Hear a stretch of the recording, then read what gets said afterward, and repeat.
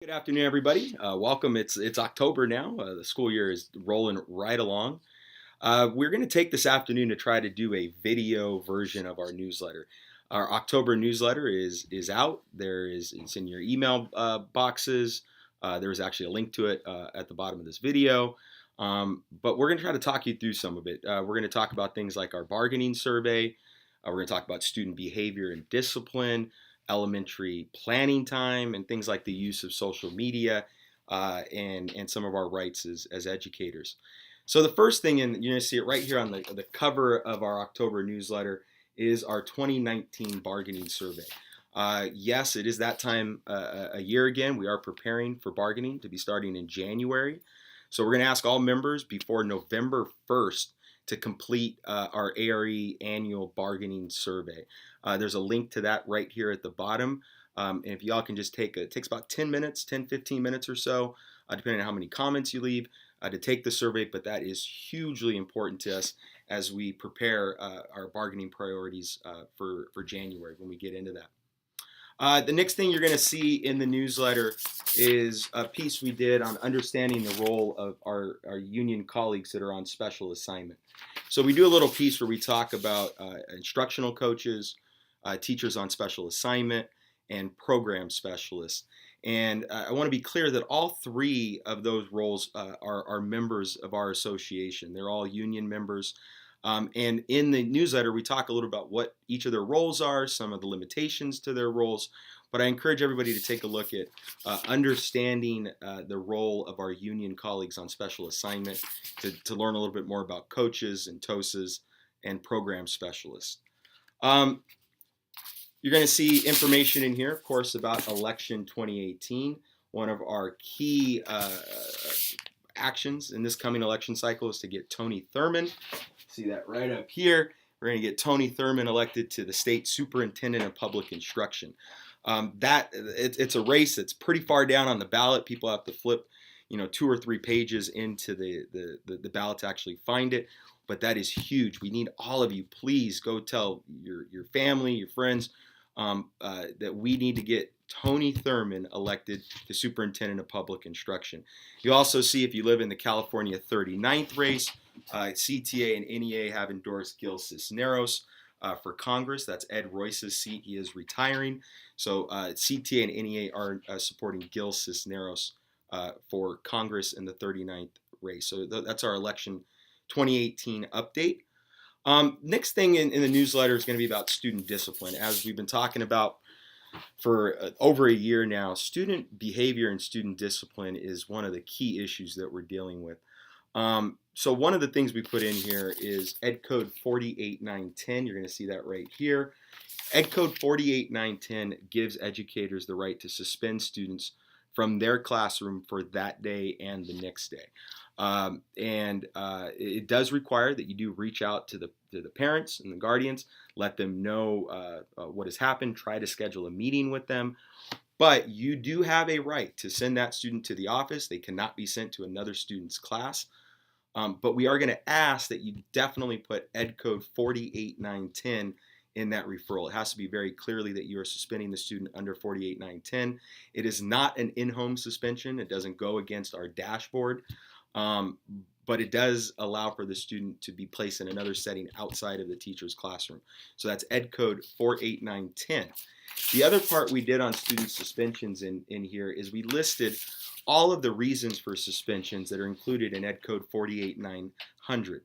Now, a lot of times we use letter K, which is willful defiance, as the code when we're writing a referral or sending a student up to the office for some correction.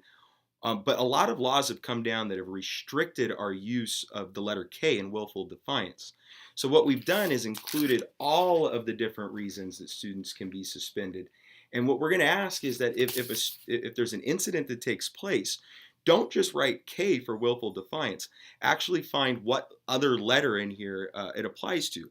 For example, A is caused or attempted to cause or threaten to cause physical injury to another person.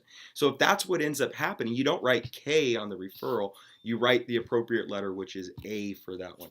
So that's going to be on page 4 of the newsletter. where you will see the listing of all the different reasons for suspensions under 48,900. Our contract corner is always a part in our newsletter. This month, we've chosen to focus on the elementary planning time. Elementary teachers get about 100 minutes a week. It's 200 minutes every 2 weeks or 100 minutes a week of planning. 50 minutes of those is individual planning time, like you've always had. 50 minutes is for grade level collaboration. Now, what's key is that Article 7731 says that 50 minutes for grade level collaboration is for topics, to discuss topics as determined by the grade level teams. So we're running into a lot of questions where grade level teams are either being given agendas or told what to do during that planning time.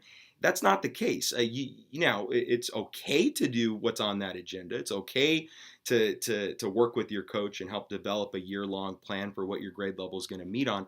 But I want to be very clear that the contract does allow for grade level teams to decide during their planning time what topics they will discuss. Now, for things that aren't being discussed during that time or you can't get to during that time that the management would like you to be doing, the appropriate time for that would be Mondays during your grade level time, during that early release time. During the early release time, management has a lot more control over that time and how you're going to be told to use it. So the other question that comes up is, okay, if we're not going to do it on Monday early release and we're not doing it in our grade level planning, can they ask us to have meetings after school in addition to the Monday early release time? And the answer is no. Your meetings are restricted to the Monday early release time. So if principals and management do have something that they'd like you to be working on, Mondays during that early release time would be the appropriate time to do that. So I want to be very, very clear that we fought real hard to get this language, worked with the district a lot through looking at our interest. The district definitely had the interest of wanting you to have more planning time. We wanted the interest of having you to have more control over that planning time. So that's where we came to that agreement. So again, during your grade level time, grade level teams do get to determine that topic.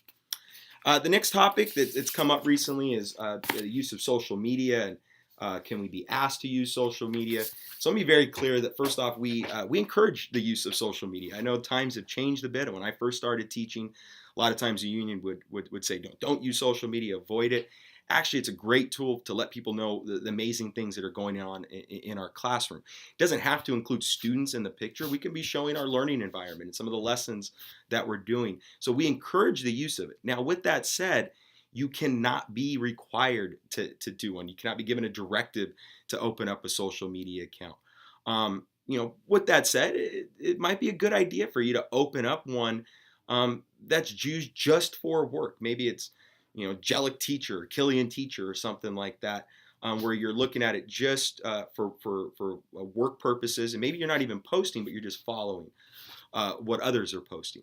The other part that comes up are the use of our photos. We are working with the district to include a photo release as part of our annual notification, so employees are a little more aware of how their photos are used. But for this year, what we're going to ask is that if you do not want your photos being used out on social media for publicity reasons, please send an email directly to your supervisor, your principal, and let them know that you would like to not have your photos used during that. But again, just to clarify, we do support the use of social media, but it cannot be mandated. It cannot be something that is directed at you or something that is given as a requirement. As going along with that, we also included an article from our CTA legal team where we talk about some legal advice on using social media, and we encourage you to take a look at that, especially if you do have a social media account. Follow some of those legal best practices. So that's another part that's in our newsletter. Then to just kind of finalize things, you will see a link to our NEA member benefits page. Encourage you to get an account there. You could save a lot of money with different discounts they have. The other thing you're going to see in here is our coffee social. We have not had a coffee social this year, but we do have one on the calendar now. That's going to be Monday, October 22nd is going to be our coffee social. So boy, we've covered a lot of stuff here in these 10 minutes.